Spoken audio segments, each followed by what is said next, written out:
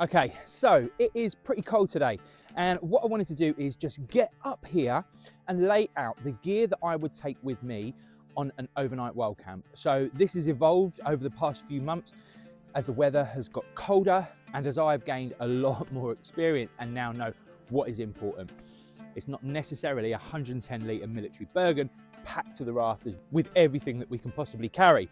So I am out tonight on a wild camp, but I want to make a separate little video and just lay out everything I'm taking with me. You can have a look and see what you think. Feel free to leave comments below if you think I've missed anything out or if any of this is unnecessary. So here it all is. It looks a lot now I've unpacked it, but if you're experienced, you'll know that it's actually not a lot, and it is going in the Rook 65. So the first thing I'm going to start off with is in my kit now, I have gone for an Osprey. I started with a military Bergen. I moved on to a 55 litre North Face. I then moved on to the OEX Valo 80, which I had problems with within the first half an hour. And I finally settled on the Osprey Rook 65. I've gone with Osprey because it's a lifetime guarantee. The bags are made to last, and I've learned really quickly you pay for what you get. So I'm going to take you through all my gear now whilst loading it back up into the Osprey Rook. Okay, so the first thing I'm going to take you through is my sleep system. So first up, in here, this is not a Van Gogh sleeping bag. In here, we've got the Raab Ascent 900. It's 0 degrees, it's pretty chilly out there. It's really important, I've learned, to have a sleeping bag suitable for the conditions. So I've gone with the Raab Ascent 900 downfilled sleeping bag. It is absolutely phenomenal in the times that I've used it so far. However, for a compression sack, this was what I used just to get it down. So let's pop this away. When I first got this Osprey 65, I was like, there's no way I'm going to be able to get the gear in it that I take out because I don't travel too light, but it works. The next thing I take is it's a small little comfort pillow. You can't beat a floofy pillow. I take a floofy pillow with me because it just gives me that extra level of comfort. Without a decent pillow, I don't get a good night's sleep. And that is all I will have in the bottom, so let's get that done up. The next thing I take with me is my sleeping pad. This is the OEX Ultralight Flux 7R. It's rated to 7.2, so really, really good rating. It has kept me nice and warm when I combine it with a roll mat, so that goes in next. Also, guys, when I do pack my bag, I try to make sure I'm keeping the heavier things closer to my back. The next thing I'm putting in is, look, we all do it, and you might need to do it when you're out. Toilet roll and a little trowel. I used to carry around like this big military trenching tool, and then realised not needed. Next up is I've got my sleeping clothes. Obviously, super important that we keep these dry. Getting something like this wet or your sleeping bag is definitely not what you want. So in here, I've got a set of thermals and some thermal socks ready for this evening. And if it got too chilly, obviously, I've got a down jacket that I can pop on. That goes in next. The next two things that I'll actually pop in the bag are going to be a little aluminium table. This is a little foldable aluminium table, really cheap on Amazon. I'll put the link for all of this gear if it's on Amazon in the description. But this will just pop in down the sides. It will slide down, and I'll also separate my tent poles. So my tent poles are kept separate, and that will also slide down the side of the bag, maximizing my space. Next thing I'm going to go with is my cooking system. So the cooking system I am now using is the OEX Takana Solo Stove Set. Super impressed by this so far, and a lot cheaper than Jetboil. So in there, I've got the actual cook system, followed by a couple of frying pans and some cutlery and a cloth. So that'll go in next. I'm going to pop in my food. So I organise my food like so. Firstly, snacks and coffees go in the side pouch down here. The next thing I'm going to do is lay out my meals on top. Main meal tonight, nice beef sirloin steak. Got some chorizo, a nice bit of olive oil. So quite meaty. That'll go in next. Then we've got my breakfast and dessert. So dessert will be I had tonight. Breakfast in the morning.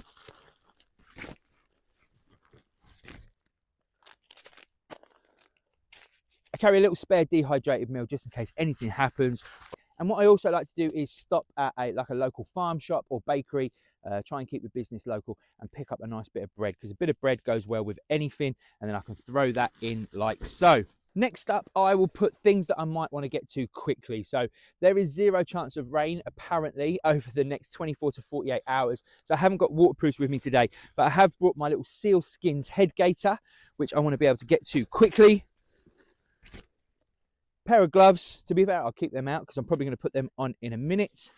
And very, very importantly, a black bag. So not only can I take my rubbish with me, I can take the rubbish if I find any when I'm out and about.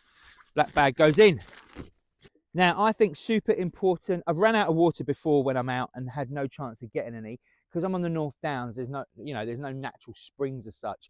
So I take quite a bit of water. I've got 3 litres with me today. 2 of them I keep in Nalgene bottles. Nalgene bottles are renowned for not leaking, so I'm happy to keep one of those in the top of the pack, where my 2 other litres of water will go in the sides. One near my coffees and snacks, and this extra litre will go in here. I also slide down the side here the tripod for recording. So that'll go like so. So we're starting to get quite full here. Here's the little pouch for the down jacket I'm currently wearing. I've got my little DJI Neo drone, really good for getting some shots. Hopefully there'll be some of those in this video. And with that packed the way it is, I'm able to just pop that on top.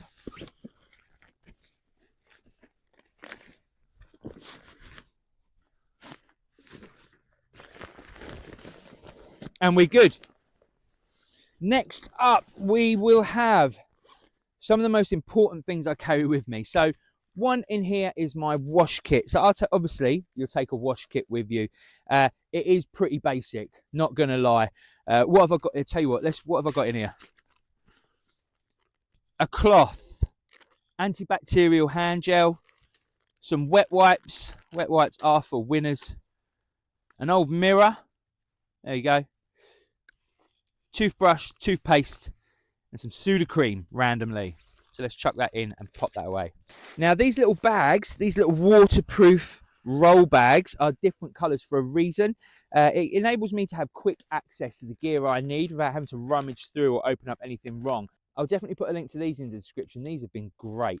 Waterproof roll sacks. So the wash kit will go in there, and then next that will go in there will be I call this my full of stuff bag. All right, it's just full of stuff.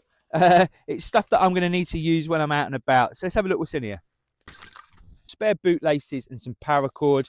4 spare tent pegs. You never know. Puncture repair kit. Not so needed now, but this is a tick remover. So your tick remover kit, good to have that in the summer. Hand warmers. Can't go without hand warmers. Earplugs. These are little plastic clips that come on items from sealskins. So if you bought any sealskins gear, they put these little red plastic clips, and they're fantastic. Even if it's just pinning part of your tent back, or if you use a tarp, these are great if you're tarp camping. They're just handy little things. Rather than using bulldog clips, they're plastic, so I think they'll probably damage the material less. A hairband. Always need a hairband. Not for my hair, clearly. A spare lighter, a ferrocerium rod. Please don't call it a flint and steel. A thermometer. Of course, a head torch. I love this head torch. Who's this by? This is by Life Systems. This has been great. It ticked all the boxes. It was in Go Outdoors for a relatively good price. A power bank. Clearly, a power bank, a couple of short leads. I think it's 10,000 milliamp. I didn't buy it specifically for camping. It's just one I've had forever, and it seems to be really, really good. Popped in the top pouch here. Next up, I find myself using the hip pouches on the bag. I like to have quick access to my first aid kit. So very, very basic first aid kit. Again, using these little roll bags on Amazon. We have in here, we've got a roll of different plasters. I like the rolls because then I can cut them to whatever size I might need.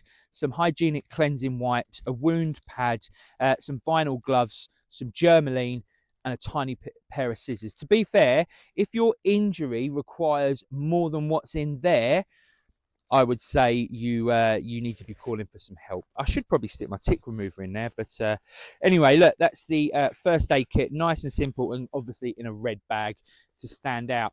I also always keep it in exactly the same place, because if somebody else needs to go to my bag to get my first aid kit, I need to be able to direct them to where my bag is and where my first aid kit if they need to use it on me. All right, I don't need a schoolboy error there by not sure where I've put it. Next to my first aid kit, I have a spare lighter.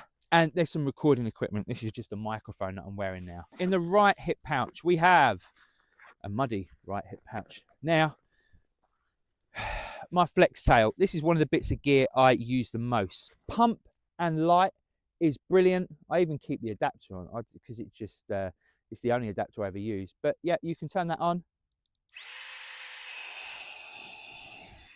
You can blow your fire with it. You can blow up your sleeping mat.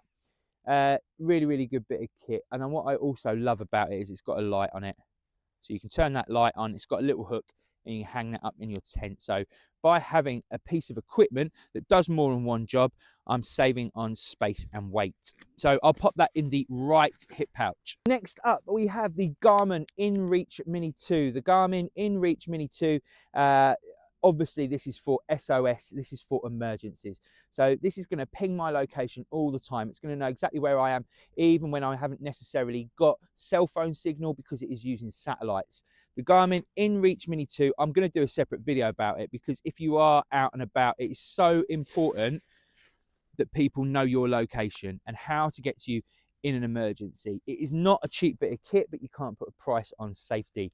We've got my roll mat, my sit mat, and my tent. So the Rook 65 Osprey isn't the biggest backpack in the world. It's not an 80-litre backpack, but it's quite easy to take all the gear you need. So let me show you now how I'm fixing that to this pack. Now, there are probably better ways of doing this. I'm sure someone will let me know. But the first thing is the tent. So the tent, I mount to the outside, try and get the air out. It's not recommended to do this when you're talking about pack and weight distribution. You know, you shouldn't really be mounting these to the outside. But at the end of the day, this is winter in the UK, and you're probably going to be carrying more gear than you would in the summer. Well, at least I would hope so. So you have to make do. Sit mats are a handy little piece of kit just for times like now. If I wasn't using this tent footprint, you can keep insulated from the cold ground. Obviously the ground is freezing. It's where we lose so much heat. So I'll put that on loosely for the minute, adjust that a little, find the other strap, bring that up and round. And there we go. So I've got my tent and my sit mat now on the bottom. Like I say, it's not recommended to mount it there. Ideally, you know, if that's a 2 kilo tent you're carrying around, you're going to ideally want it in the pack and close to your back. But hey ho, that's not where I'm at. So at this point, I can take the brain of the bag over. And now I've fixed my roll mat from here, nice and tight. And there we have my pack put together. So there she is, all packed up on the back, and we are done. That is everything that I take with me on a overnight or a couple of nights wild camp in the UK. And at this time of year as well, winter, 0 degrees at the minute, dipping under into the minuses. If you haven't subscribed, I'd really appreciate it. I'm nearly at 1,000 subs. Or leave a comment below as well if you disagree with anything, think I don't need it, or is there something I haven't taken that you think I should be taking with me. If you were interested in the tent that I had out, that was the One Tigris Stella 4-season tent. They seem to be like gold dust to get at the minute, but I was lucky enough to get my hands on one of them with the footprint. So there'll be a link in the description below to my first look and review of that tent, because I'm doing it straight after this video. Thanks for watching.